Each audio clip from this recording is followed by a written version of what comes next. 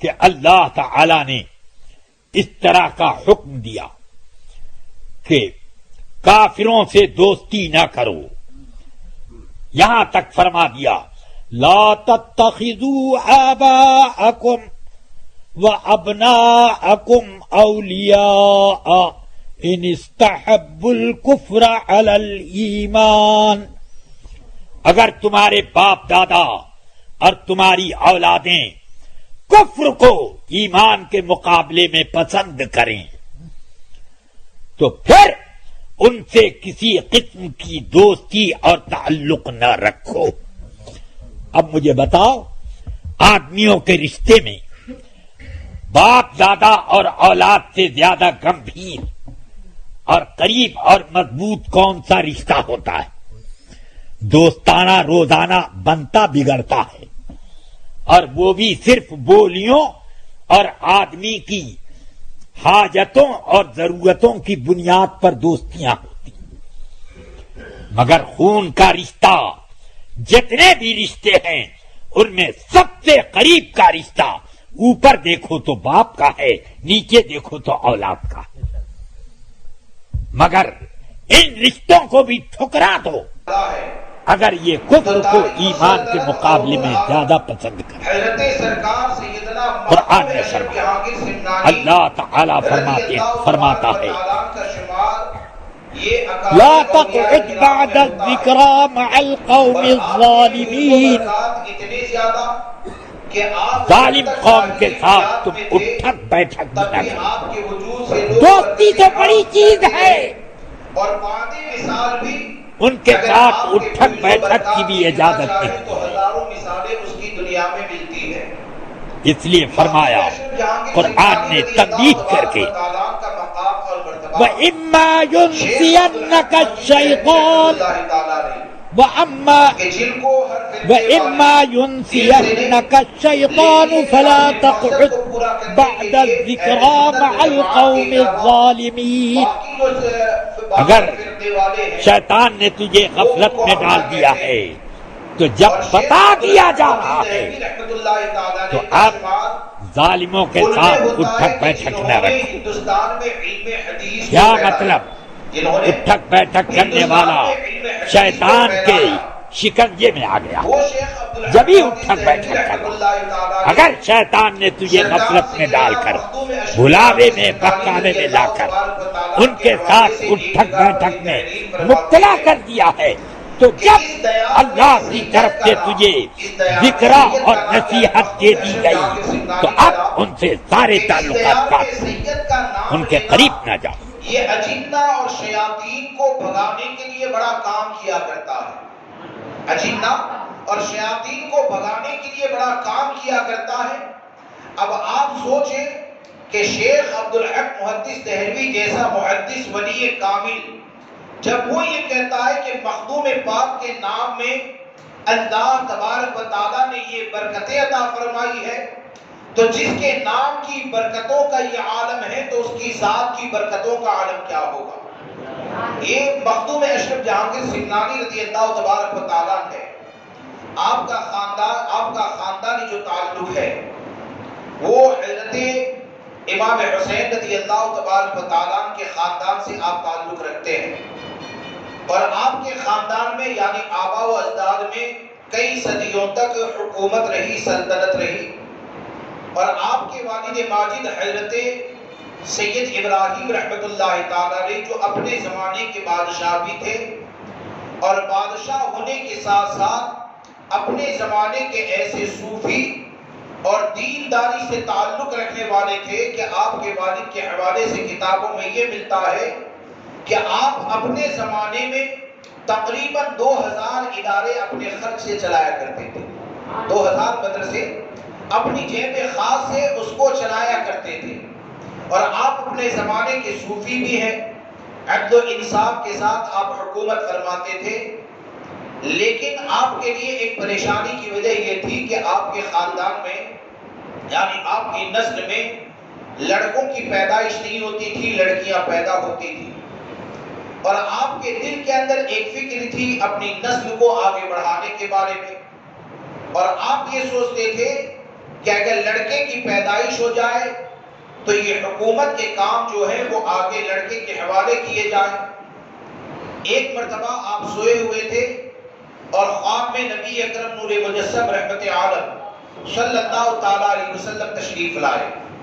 اور آقا کریم صلی اللہ تعالیٰ علیہ وسلم نے حضرت سید ابراہیم رحمت اللہ تعالیٰ علیہ سے فرمایا کہ کسی پریشانی کے اندر مبتلا دکھتے ہو، بے چین لگتے ہو، کیا تم یہ چاہتے ہو کہ اللہ تبارک و تعالیٰ تمہیں لڑکا عطا فرمائے؟ تو آپ کے والد ماجد نے آقا کریم صلی اللہ تعالیٰ علیہ وسلم کی بارگاہ میں عرض کی، یا رسول اللہ علیہ الصلوۃ والسلام، اگر لڑکے کی نعمت مل جائے تو کرم ہوگا۔ تو آقا کریم صلی اللہ تعالیٰ علیہ وسلم نے آپ کو 2 لڑکوں کی بشارت عطا فرمائی، اور یہ ارشاد فرمایا کہ رب تبارک و تعالیٰ تجھے 2 شہزادے عطا فرمائے گا، ایک کا نام اشرف رکھنا، ایک کا نام اعرف رکھنا،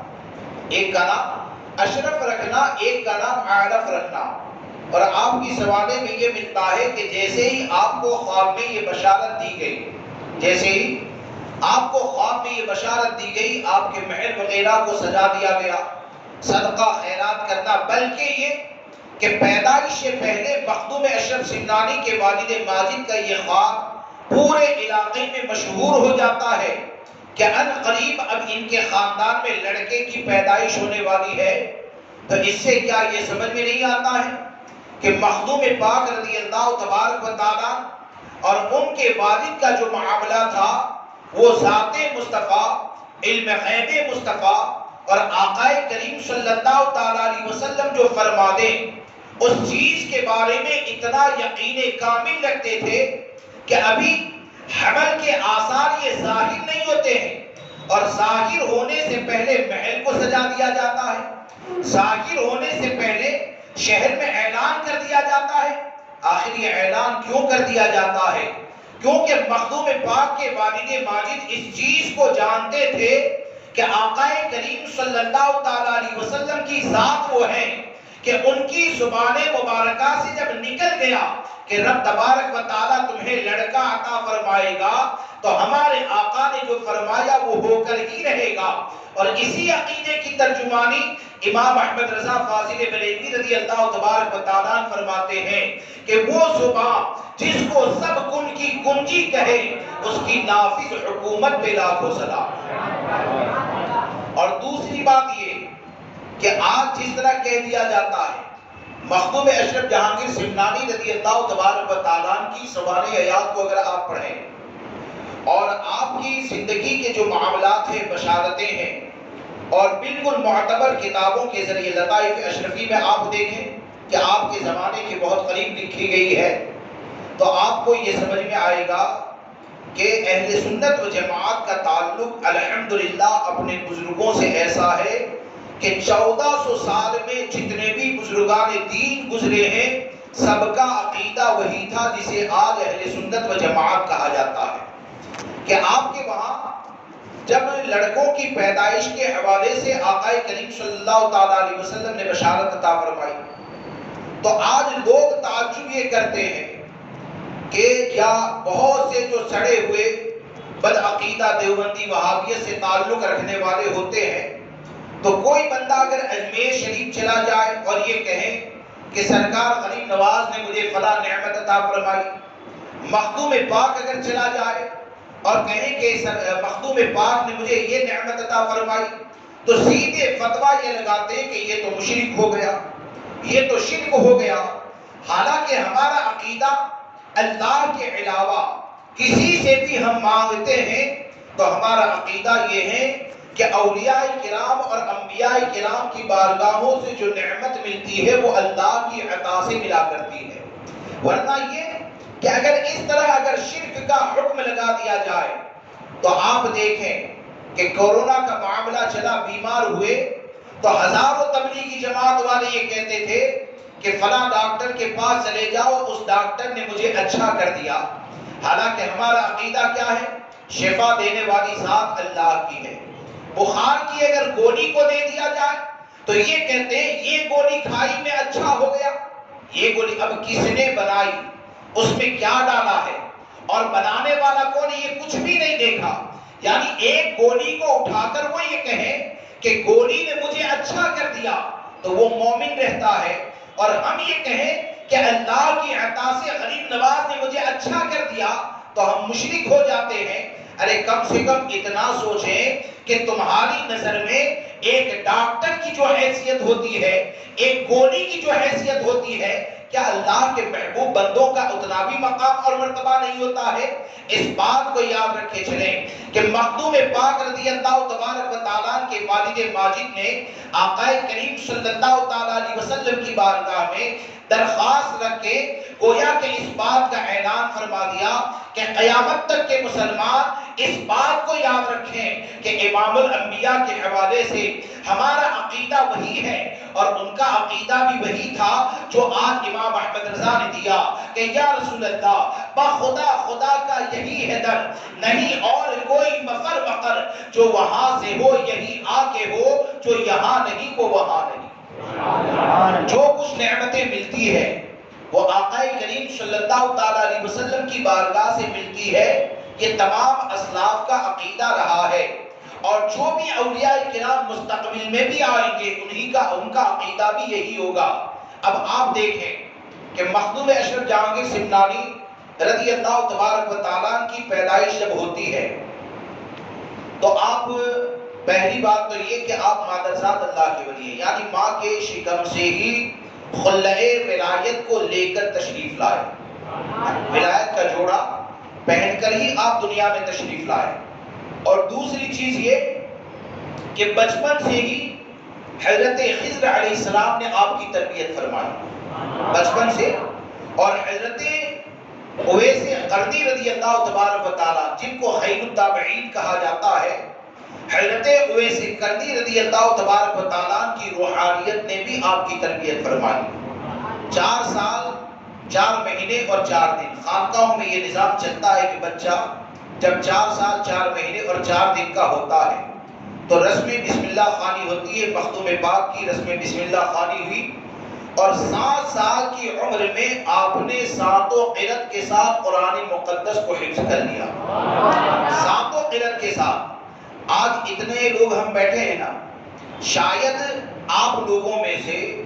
کسی نے 7 قرأت کے ساتھ الحمد شریف کو کسی سے نہیں سنا ہوگا۔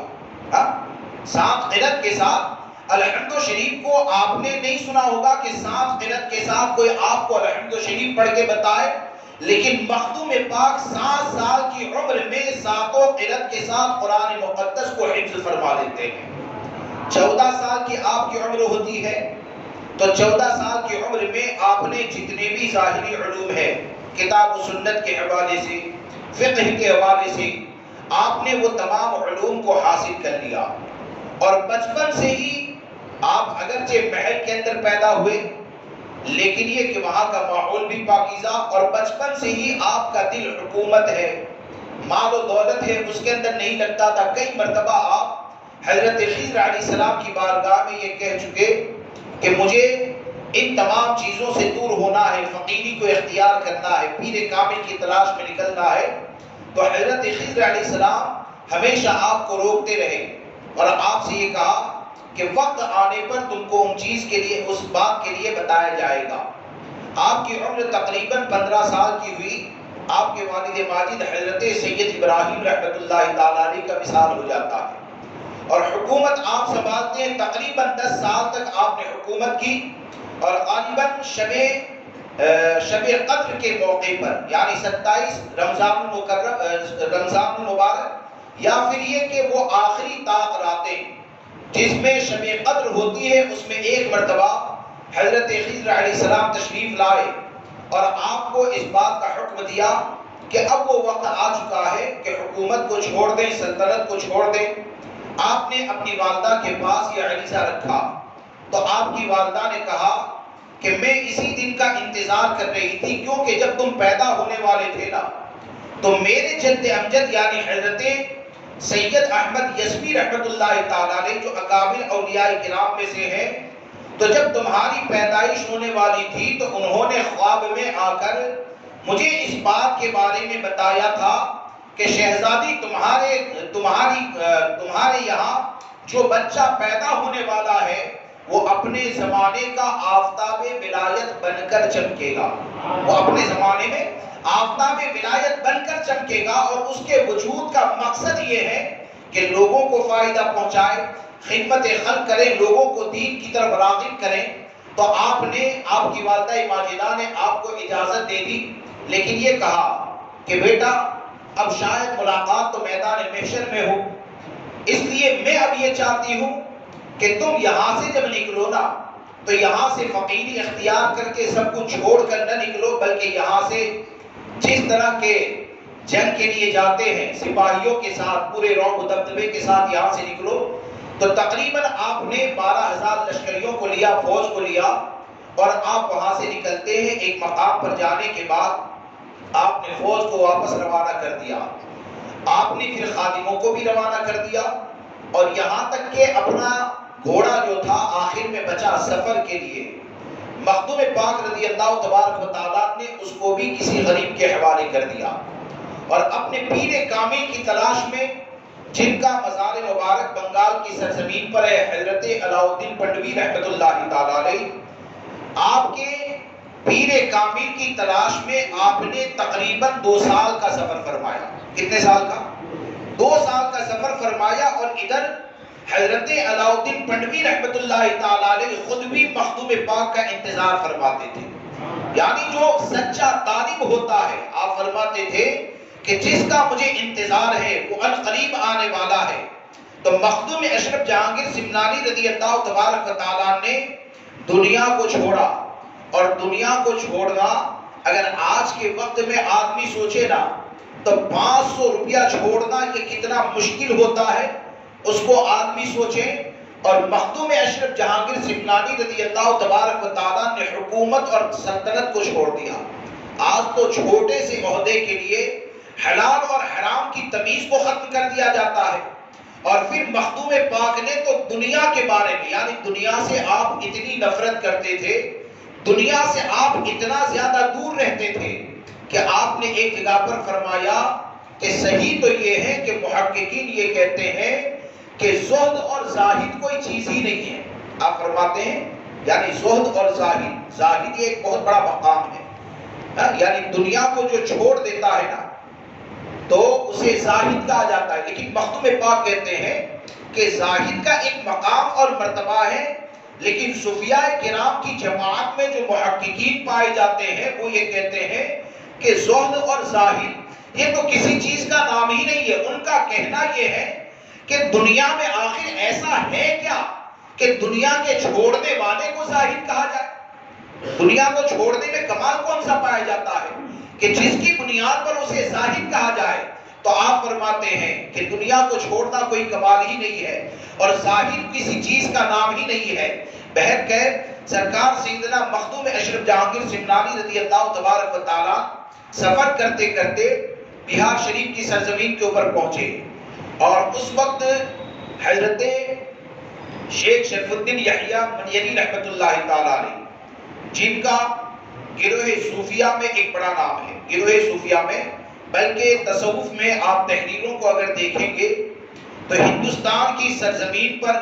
تحریر کے ذریعے جنہوں نے تصوف کو عام کیا، درس تصوف کو عام کیا، اور اپنی تحریر کے ذریعے لوگوں کے دلوں کو پاک کرنے کی کوشش کی، تو ان میں ایک چمکتا ہوا نام شیخ شرف الدین یحییٰ منیری رحمۃ اللہ تعالیٰ علیہ کا ہے، کہ جن کا مزار مبارک یہ بہار کی سرزمین کے اوپر ہے. تو آپ جب سفر کرتے کرتے آپ حضرت شیخ شرف الدین یحییٰ منیری کے گاؤں کے قریب پہنچے تو آپ کے داخل ہونے سے پہلے آپ کا وصال ہو چکا تھا، اور وصال سے پہلے آپ نے ایک وصیت فرمائی تھی. آپ نے ایک وصیت فرمائی تھی کہ میری نماز جنازہ ایک سید زادہ پڑھائے گا جو حکومت کو چھوڑ کے آیا ہے اور 7 علت کے ساتھ قرآن مقدس کا حافظ ہے، وہ میری نماز جنازہ پڑھائے گا. تو آپ کا وصال ہو گیا. اب انتظار تھا تو مخدوم اشرف جہانگیر سمنانی کا انتظار تھا. آپ جیسے ہی داخل ہوئے تو آپ کے چہرے سے بھی لگ رہا تھا کہ یہ اہل بیت سے تعلق رکھتے ہیں. تو آپ کے خداموں نے، خلفاء مریدین نے سوال کیا کہ آپ کا نام بتایا، 7 قلت کے ساتھ حافظ ہے، پوچھا، وہ بھی آپ نے بتایا. پھر ان لوگوں نے یہ کہا کہ ہمارے پیر صاحب نے یہ وصیت کی ہے کہ ان کی نماز جنازہ آپ پڑھائیں گے، ان کی نماز جنازہ آپ پڑھائیں گے۔ بہرحال آپ نے جب نماز جنازہ پڑھائی اور نماز جنازہ سے فارغ ہو گئے، تدفین ہو گئی، یعنی شیخ شرف الدین یحییٰ منیری کو جب دفن کر دیا گیا نا، تو اس کے بعد یہ دیکھا کہ لوگ آئے اور مخدوم پاک کی بارگاہ میں جب آپ نے وہاں پر چلہ کشی فرمائی ان کی قبر کے اوپر، اور یہ بھی ملتا ہے کہ مکتوبات صدی اور دو صدی جو تصوف کی شیخ شرف الدین یحییٰ منیری کی کتابیں ہیں نا، تو مخدوم پاک کو ان کی روحانیت نے یہ دونوں حصے کا درس بھی عطا فرمایا، یعنی باقاعدہ طور پر اس کی تعلیم عطا فرمائی۔ یہ کتاب کی اہمیت اتنی زیادہ، تو آپ نے جب وہاں پر قیام فرمایا تو آپ کی روحانیت نے آپ کو ایک بات کی وصیت فرمائی تھی کہ یہ خرقہ وغیرہ جو ہے وہ تمہاری امانت ہے، کسی اور کے حوالے مت کرنا، اسے تم رکھ لینا اپنے پاس، یہ خرقہ تمہارے لیے ہے۔ اب یہاں پر معاملہ یہ ہوا کہ شیخ شرف الدین یحییٰ منیری کو جب دفن کر دیا گیا، تدفین کر دی،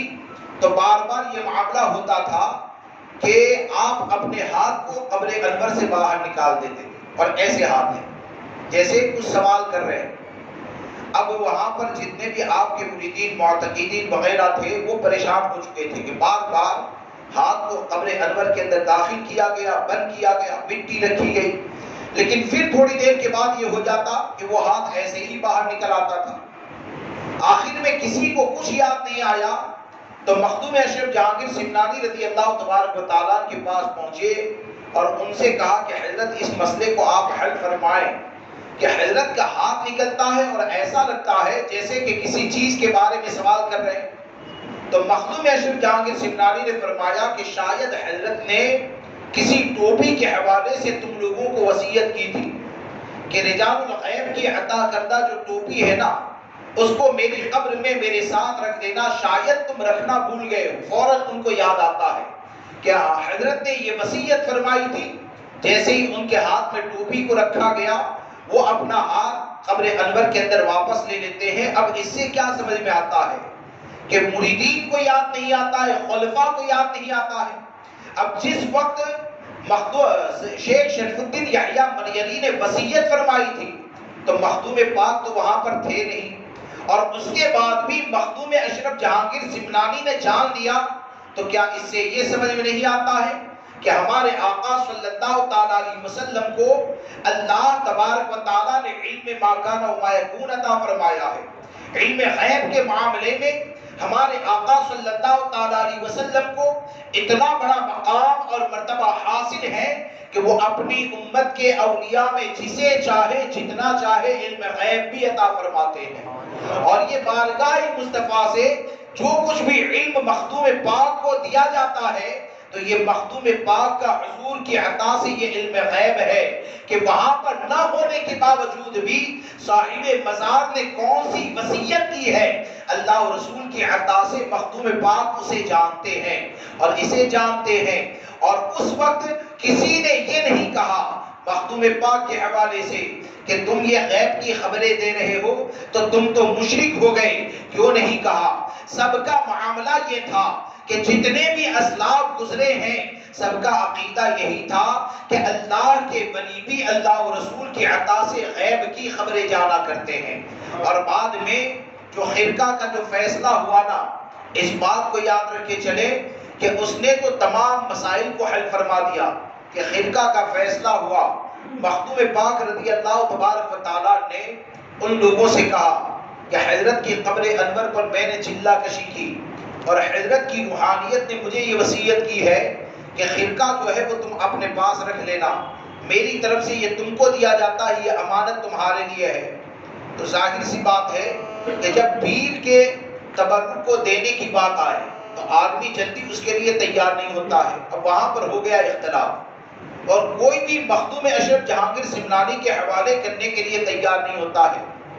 اب آخر میں سب نے متفق طور پر اس بات پر اتفاق کیا کہ حضرت کس کو دینا چاہتے ہیں اس کا اگر فیصلہ کرنا ہے نا تو اس خرقے کو حضرت کی قبر پر رکھ دیا جائے۔ کیا کیا جائے؟ اس خرقے کو حضرت کی قبر پر رکھ دیا جائے اور لائن سے ایک ایک جائے اس کو اٹھانے کی کوشش کرے، اور جو بھی اس کو اٹھائے گا نا ہم یہ سمجھیں گے کہ حضرت اسی کو یہ خرقہ دینا چاہتے ہیں۔ اب اتنے بزرگان دین ہیں، سوچنے والی بات یہ کہ اتنے بزرگان دین اس خرقے کو حضرت دینا چاہتے ہیں یا نہیں دینا چاہتے ہیں؟ ظاہر سی بات ہے خرقے کا وزن یہ تو پہاڑ کے برابر ہے نہیں، وہ ایک کپڑا ہے، مختصر اس کا وزن ہے، لیکن اس کے باوجود یہ گروہ اولیاء اس بات پر اتفاق کرتا ہے کہ ان کی قبر پر رکھنا چاہیے اور حضرت جسے دینا چاہیں گے وہ اٹھا لے گا۔ تو کیا اس سے یہ سمجھ میں نہیں آتا ہے کہ اولیاء کرام کا معاملہ ولیوں کی طاقت اور قوت کے حوالے سے یہ تھا کہ جو اللہ کا ولی ہوتا ہے وہ جس طرح زمین پر رہتے وقت اختیار اور پاور رکھتا ہے، اللہ کی عطا سے وصال کے بعد بھی ان کا پاور باقی ہی رہا کرتا ہے، ان کا پاور اور ان کا اختیار یہ باقی ہی رہا کرتا ہے۔ اور ہوا بھی یہی کہ جب مخدوم اشرف جہانگیر سمنانی رضی اللہ تبارک و تعالیٰ اور باقی اولیاء کرام نے اور باقی آپ کے خلفاء وغیرہ نے جب یہ فیصلہ کر لیا اور خرقے کو شیخ شرف الدین یحییٰ منیری کے قبر انور کے اوپر رکھ دیا گیا تھا، تو باری باری جتنے بھی دعوے دار تھے اس خرقے کو لینے کے ہر ایک جاتا ہے، لیکن کوئی مزار انور پر سے اس خرقے کو ہلا بھی نہیں پاتا، اٹھانے تو دور کی بات ہے، اس کو ہلا بھی نہیں پاتا ہے۔ مخدوم پاک کا نمبر آخر میں تھا، مخدوم پاک رضی اللہ تبارک و تعالیٰ جیسے ہی قبر انور کے پاس پہنچے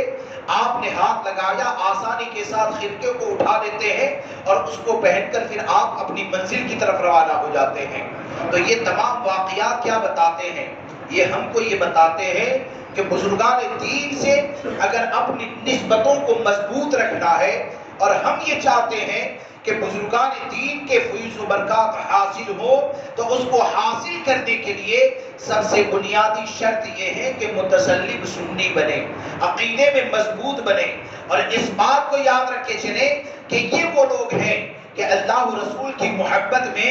اپنے آپ کو انہوں نے اس طور پر فنا کر دیا ہے کہ یہ زمین پر چلتے تھے تب بھی مخلوق کے مددگار تھے اور زمین میں جانے کے بعد بھی مخلوق کی مدد کرنے والے ہیں۔ یہ اولیاء کرام کی جماعت ہے۔ اب حضرت سرکار سیدنا مخدوم اشرف جہانگیر سمنانی رضی اللہ تبارک و تعالیٰ وہاں سے جب آگے بڑھتے ہیں تو آپ جو اپنے پیر و مرشد کی بارگاہ میں پہنچے تو حضرت علاء الدین پنڈوی رحمۃ اللہ تعالیٰ علیہ نے مخدوم پاک جب پہنچنے والے تھے تو آپ فرماتے ہیں کہ مجھے یار کی خوشبو آ رہی ہے، جو طالب سچا طالب ہے اس کی خوشبو آ رہی ہے، ایک سید زادہ آ رہا ہے، اس کے استقبال کے لیے نکلنا چاہیے۔ تو آپ دو بقیہ لیں، ایک تو اپنے لیے اور ایک مخدوم اشرف جہانگیر سمنانی کے لیے۔ اب آپ سوچیں کہ مخدوم پاک کا مقام اور مرتبہ کتنا بلند ہوگا کہ آپ کے پیر و مرشد حضرت علاء الدین پنڈوی رحمۃ اللہ تعالیٰ علیہ وہ کئی میل کا سفر کرتے ہیں، اور کئی میل کا سفر کرنے کے بعد وہ درخت جس درخت کے نیچے دونوں کی ملاقات ہوئی آج بھی وہ درخت سلامت ہیں، لوگ جاتے ہیں برکتیں حاصل کرتے ہیں، کہ اس درخت کے نیچے حضرت مخدوم اشرف جہانگیر سمنانی رضی اللہ تبارک و تعالیٰ اور حضرت علاء الدین پنڈوی رحمۃ اللہ تعالیٰ علیہ کی ملاقات ہوتی ہے، اور وہاں سے آپ نے اصرار کر کے مخدوم پاک پالکی میں بیٹھنے کے لیے تیار نہیں ہوتے ہیں، لیکن آپ کے پیر و مرشد نے اتنا زیادہ اصرار کیا کہ ایک پالکی میں حضرت علاء الدین پنڈوی رحمۃ اللہ تعالیٰ علیہ اور ایک پالکی میں حضرت مخدوم پاک، یہ دونوں اپنے مقام کی طرف روانہ ہوتے ہیں، اور جو کچھ بھی نسبتیں ہیں خلافت ہے، تقریباً 4 سال کی صحبت میں آپ اپنے پیر و مرشد کے پاس رہتے ہیں، اور 4 سال کی صحبت میں کئی مرتبہ آپ نے اپنے پیر و مرشد کی بارگاہ میں عریضہ پیش کیا کہ مجھے ریاضت اور مجاہدہ کے لیے کچھ کام سونپا جائے، اور صوفیاء کرام کے وہاں ریاضت اور مجاہدہ یہ صرف ذکر کو نہیں کہا جاتا تھا، یعنی جو اولیاء کرام تھے وہ طلب کرنے والے کے دل کے اوپر نظر ڈالتے تھے، اور جس کو جو ضرورت ہو، کسی کو ایسا ہوتا کہ قل هو اللہ شریف کا ذکر دے دیا جاتا، کسی کو اللہ کا ذکر دے دیا جاتا، تو کہیں پر ایسا ہوتا تھا کہ اس کے دل کی صفائی کے لیے لکڑیاں کاٹنا یہ بھی سونپ دیا جاتا، یا کہیں پر ایسا ہوتا تھا کہ جاؤ کنویں پہ جا کے پانی بھرو اور لوگوں کو پانی پلاؤ، ان کے مختلف طریقے ہوتے تھے. مخدوم اشرف جہانگیر سمنانی رضی اللہ تبارک و تعالیٰ نے کئی مرتبہ حضرت نے پیر و مرشد کی بارگاہ میں عرض کیا کہ حضرت لوگوں سے ریاضت و مجاہدہ کروایا جاتا ہے, لوگوں سے کام لیا جاتا ہے, آپ مجھے کبھی کوئی کام نہیں سونپتے ہیں. جب آپ نے بہت زیادہ اصرار کیا تو حضرت علاؤ الدین پنڈوی رحمۃ اللہ تعالیٰ نے ارشاد فرمایا کہ شہزادے سنو, جب سے تمہارے سر کے اوپر خلقہ خلافت کو رکھا گیا ہے, ایک مرتبہ حضرت خضر علیہ السلام میرے پاس آئے اور حضرت خضر نے آ کر تمہاری اتنی زیادہ تعریف کی نا کہ تم سے کام لینے میں مجھے شرم آتی ہے. تمہاری تعریف حضرت خضر نے آ کر تمہاری فضیلت کے حوالے سے, تمہارے کمالات کے حوالے سے, مقام اور مرتبے کے حوالے سے آ کر میرے سامنے اتنی زیادہ تعریف کی ہے کہ مجھے اب خلاف تم سے کام لینے میں شرم آتی ہے. پھر بھی کبھی کبھی سرکار سیدنا مخدوم اشرف جہانگیر سمنانی رضی اللہ تبارک و تعالیٰ وہاں پر جھاڑو لگانا, خانقاہ کی صاف صفائی کرنا, یہ تمام چیزیں کیا کرتے تھے. لیکن اس میں ایک بات اس وقت درمیان میں یہ ہو گئی, جیسے کہ مشہور بھی ہے کہ حضرت مخدوم اشرف جہانگیر سمنانی رضی اللہ تبارک و تعالیٰ کا معاملہ کہ آپ نے اپنی زندگی میں کبھی نکاح نہیں فرمایا, آپ نے اپنی زندگی میں نکاح نہیں کیا. اور یہ ہمارے لیے ایک درس ہے. بزرگوں کی جو محبت ہے نا, آج جو پیری مریدی ہے نا, تو آج تو ایسا ہوتا ہے کہ پیر کہتا کیا ہے, یعنی ہاتھ جب دیتے ہیں تو جتنے بھی وعدے کیے جاتے ہیں خود اپنے دل کے اندر جانتا ہے کہ یہ جو زبان اقرار کر رہی ہے نا, ایسا تو کرنا ہے ہی نہیں. جیسے کہے کہ سنتوں کی حفاظت کروں گا, اب داڑھی منڈا مرید ہونے کے لیے بیٹھا ہے تو زبان سے تو وہ یہ کہتا ہے کہ سنتوں کی حفاظت کروں گا, لیکن دل جانتا ہے کہ کل تو داڑھی منڈوانی ہے. لیکن مخدوم اشرف جہانگیر سمنانی رضی اللہ تبارک و تعالیٰ کو دیکھیں کہ وہ بزرگوں سے کتنی زیادہ محبت کرتے تھے, اور جو کہہ دیا اس کے اوپر عمل کرنے میں کتنی سختی کے ساتھ عمل کرتے تھے. کہ ایک مرتبہ آپ کمر بند باندھ رہے تھے, اچانک حضرت علاؤ الدین پنڈوی رحمۃ اللہ تعالیٰ علیہ آ جاتے ہیں. اچانک وہ جیسے ہی آ گئے تو آپ نے پوچھا شہزادے کیا کر رہے ہو؟ تو آپ نے عرض کیا کہ حضرت کمر ہمت باندھ رہا ہوں. تو آپ نے فوراً آپ کے پیر و مرشد نے کہا کہ اس کو مضبوطی سے باندھنا. کیا کہا؟ اس کو مضبوطی سے باندھنا, بیچ میں کوئی بھی خواہشات نفسانی نہ رہے. جیسے ہی ادھر سے یہ کہا گیا, مخدوم پاک فرماتے ہیں کہ میں نے جتنی بھی خواہشات نفسانی ہے اس کو کچل دیا اور اس سے اپنے آپ کو دور کر لیا. یعنی اشارہ یہ تھا کہ کبھی تم شادی نہیں کرو گے. اب آپ نے یہ وعدہ تو فرما لیا, آپ نے یہ وعدہ تو فرما لیا, اور وہ بھی روشن ضمیر پیر کامل تھے. تو جیسے ہی پیر نے کہا, آپ نے جیسے ہی یہ عہد کر لیا, فوراً اپنے دل کے اندر یہ خیال آتا ہے, اور آپ نے اپنے دل کے اندر سوچا کہ میں شادی تو نہیں کروں گا, وعدہ تو ہو گیا, لیکن یہ کہ یہ سلسلے اشرفیہ کا جو فیضان ہے, یہ جو سلسلہ آگے بڑھے گا تو آخر یہ کس کے ذریعے آگے بڑھے گا. آپ اپنے دل کے اندر اتنا سوچ رہے تھے کہ آپ کے پیر و مرشد نے کہا کہ شہزادے فکر کرنے کی ضرورت نہیں ہے, خاندان اہل بیت ہی میں سے اللہ تبارک و تعالیٰ تمہارے لیے ایک لڑکا عطا فرمائے گا. اور یہ جو موجودہ سلسلے اشرفیہ کے سادات ہیں وہ اولاد غوث اعظم ہیں, یعنی حسنی سادات, اور مخدوم پاک یہ حسینی سادات. اس کی وجہ کیا ہے؟ اس کی وجہ یہ ہے کہ حضرت مخدوم اشرف جہانگیر سمنانی رضی اللہ تبارک و تعالیٰ نے غالباً اپنی خالازاد جو بہن جو مخدوم غوث اعظم رضی اللہ تبارک و تعالیٰ کے اس سے تھی, اور جو ان کے شوہر تھے وہ بھی مخدوم پاک کی نسل سے تھے, تو ان کے جو لڑکے تھے جن کو حضرت عبدالرزاق کہا جاتا ہے, تو آپ کی خالازاد بہن نے اپنے لڑکے کو مخدوم پاک کے حوالے کر دیا, اور مخدوم پاک نے حضرت عبدالرزاق رضی اللہ تبارک و تعالیٰ کی تقریباً 68 سال تک تربیت فرمائی. کتنے سال تک؟ بچپن میں لے کر آئے تھے, 68 سال تک آپ نے تربیت فرمائی. اور مخدوم پاک کا یہ جملہ آپ کے اس شہزادے کے حوالے سے بہت مشہور ہے کہ آپ یہ فرماتے تھے کہ لوگوں کی نسلیں جو ہے نا ان کی پشت سے پیدا ہوتی ہے, ان کی صلب سے بچے پیدا ہوتے ہیں, لیکن عبدالرزاق وہ ہے جس کو میری آنکھوں نے پیدا کیا ہے. عبدالرزاق وہ ہے جس کو میری آنکھوں نے پیدا کیا. جب سے آپ نے یہ ارشاد فرمایا تب سے آپ کا لقب نور العین ہو جاتا ہے۔ کیا ہو جاتا ہے؟ آپ کا لقب نور العین ہو جاتا ہے۔ اور حضرت عبدالرزاق نور العین رضی اللہ تبارک و تعالیٰ کے حوالے سے اور اس سلسلے کے حوالے سے آپ کا یہ جملہ بہت مشہور ہے کہ آپ نے اپنے شہزادے حضرت عبدالرزاق نور العین کے حوالے سے فرمایا تھا کہ بہت سے بزرگ ایسے ہیں کہ جن کے سجادہ نشین بننے والے اپنے آبا و اجداد کے تقوی، پرہیزگاری اور اس کی امانتوں کے حامل نہیں رہتے ہیں، راستہ بدل دیتے ہیں، صرف وہ اس بات پر چلتے ہیں کہ میرا باپ بادشاہ تھا، لیکن آپ فرماتے ہیں کہ میرا یہ شہزادہ عبدالرزاق یہ صرف بزرگ نہیں ہے بلکہ بزرگ گر بھی ہے، یعنی جو بھی ان کی صحبت میں رہے گا اللہ تبارک و تعالیٰ اسے بھی بزرگی عطا فرمائے گا۔ اور اپنے خاندان کے حوالے سے آپ نے یہ فرمایا تھا کہ میرے خاندان والے اگر دنیا سے دور رہیں گے، آپ نے اپنی وصیت میں یہ فرمایا تھا کہ میرے خاندان والے اگر دنیا والوں سے دور رہیں گے، دنیا داروں سے دور رہیں گے تو اللہ تبارک و تعالیٰ انہیں عزت عطا فرمائے گا، اور دنیا داروں کے دروازے پر اگر جانے لگیں گے، یعنی جو پکے دنیا دار لوگ ہیں ان کے دروازے کے اوپر جانے لگیں گے تو ان کو شرمندگی اٹھانی پڑے گی۔ یہ سرکار مخدوم اشرف جہانگیر سمنانی رضی اللہ تبارک و تعالیٰ نے فرمایا تھا۔ اور پھر مخدوم اشرف جہانگیر سمنانی رضی اللہ تبارک و تعالیٰ کہ وہاں پر جو نیل شریف پایا جاتا ہے، نیل شریف میں بھی اللہ تبارک و تعالیٰ نے شفا عطا فرمائی کہ وہ نیل شریف کی کھدائی جو ہوئی نا، وہ تقریباً 400 یا 700 ابدال نے مل کر اس کی کھدائی کی، اور ہر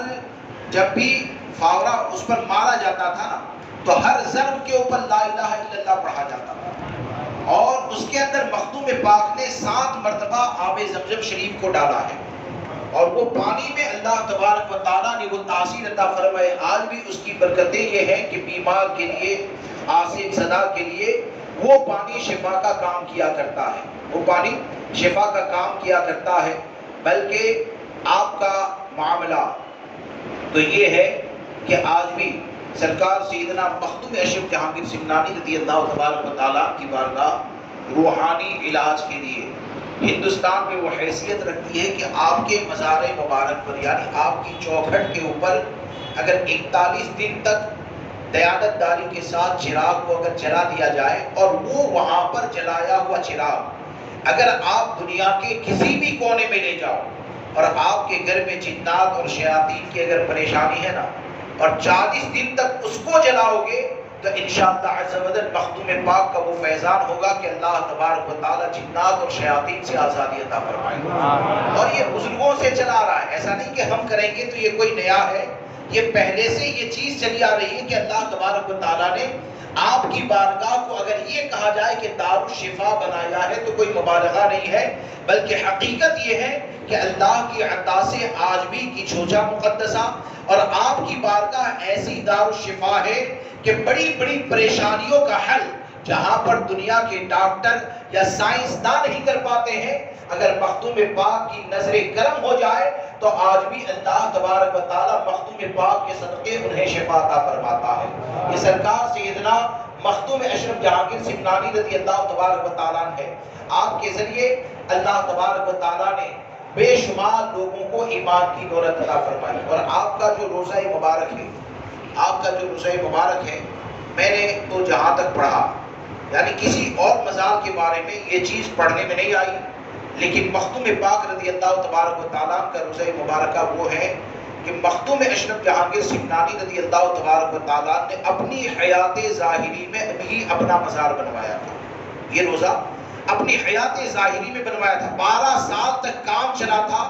اور روزانہ سرکار سیدنا مخدوم اشرف جہانگیر سمنانی رضی اللہ تبارک و تعالیٰ اس مزار کے اوپر نظر رحمت فرماتے تھے، یعنی روزانہ اس کو دیکھا کرتے تھے۔ تو مخدوم اشرف جہانگیر سمنانی رضی اللہ تبارک و تعالیٰ کی فیض و برکات آج بھی جاری ہیں، اور آپ نے خود یہ تمنا کی تھی، کیونکہ آپ حسینی سادات ہیں، کہ محرم الحرام کا مہینہ اور یہ ماہ مبارک جیسے شروع ہوا تو آپ نے افسوس کے ساتھ حضرت امام حسین کو یاد کرتے ہوئے آپ نے رب تبارک و تعالیٰ کی بارگاہ میں یہ عریضہ رکھا تھا کہ کاش کہ میرے جد امجد کی شہادت کا مہینہ مجھے وصال کے لیے مل جائے. آپ نے یہ تمنا کی تھی کہ کاش کہ میرے جد امجد یعنی امام حسین کی شہادت کا مہینہ مجھے مل جائے. تو آپ کی یہ دعا رب تبارک و تعالیٰ کی بارگاہ میں قبول ہوتی ہے اور 28 محرم الحرام کو آپ کا وصال مبارک ہوتا ہے. اور آپ نے اپنے وصال سے پہلے وہ شعر بھی لطائف اشرفی میں آپ کو مل جائے گا کہ آپ نے اپنے وصال سے پہلے حضرت عبدالرزاق نور العین رحمۃ اللہ تعالیٰ علیہ کو بہت زیادہ پریشان دیکھا، بہت زیادہ بے چین دیکھا. تو فارسی میں وہ پورا شعر ہے. آپ نے اس وقت ارشاد فرمایا تھا کہ شہزادے پریشان ہونے کی ضرورت نہیں ہے، ہمارا اور تمہارا تعلق یہ ختم نہیں ہو رہا ہے، بلکہ اس بات کو یاد رکھو جب بھی جہاں بھی ہمیں یاد کرو گے ہم تمہاری مدد فرمائیں گے. اور پھر آپ نے اس زمانے میں اس شعر کے اندر کہا تھا کہ شہزادے یاد رکھنا جو اللہ کا ولی ہوتا ہے نا وہ بعد وصال بھی مرتا نہیں ہے بلکہ زندہ ہوتا ہے. اور زندہ ہونے کے ساتھ جملہ یہ بھی آپ نے ارشاد فرمایا کہ جو ولی کو مردہ کہتا ہے تو وہ خود مردہ ہوا کرتا ہے. ولی کو جو مردہ کہتا ہے وہ خود مردہ ہوتا ہے. اب جب ولی کے بارے میں انہوں نے یہ کہہ دیا تو جن کے صدقے میں اللہ تبارک و تعالیٰ نے اولیاء کرام کو یہ حیات قبر میں عطا فرمائی وہ ہمارے آقا صلی اللہ تعالیٰ علیہ وسلم کی ذات کے حوالے سے یقیناً ان کا تمام اولیاء کا عقیدہ یہی تھا جسے آج مسلک اعلیٰ حضرت کہا جاتا ہے کہ یا رسول اللہ تو زندہ ہے واللہ، تو زندہ ہے واللہ، میری چشم عالم سے چھپ جانے والے. اللہ تبارک و تعالیٰ مجھے، آپ کو، ہم کو، ہماری قیامت تک آنے والی نسلوں کو مخدوم اشرف جہانگیر سمنانی رضی اللہ تبارک و تعالیٰ کی سچی غلامی نصیب فرمائے اور آپ کی محبت کے صدقے ہم کو ایمانی زندگی عطا فرمائے اور اسلام پر خاتمہ نصیب فرمائے. اور اشرفی ترانہ یعنی یہ سمجھیں کہ مخدوم اشرف جہانگیر سمنانی رضی اللہ تبارک و تعالیٰ کی بارگاہ میں استغاثہ جو پیش کیا گیا ہے تمامی حضرات دل کی گہرائی سے اس کو سنیں اور سنتے وقت مخدوم پاک کی بارگاہ میں اپنی پریشانیوں کو رکھیں. امید ہے اللہ تبارک و تعالیٰ ان کے صدقے ہماری پریشانیوں کو دور فرمائے گا. بولنے کے درمیان اگر کوئی غلطی ہو گئی ہو تو آپ سب کو گواہ بنا کر دل سے توبہ کرتا ہوں. استغفر اللہ ربی من کل ذنب و اتوب الیہ. لا الہ الا اللہ محمد رسول اللہ صلی اللہ علیہ وسلم. السلام علیکم.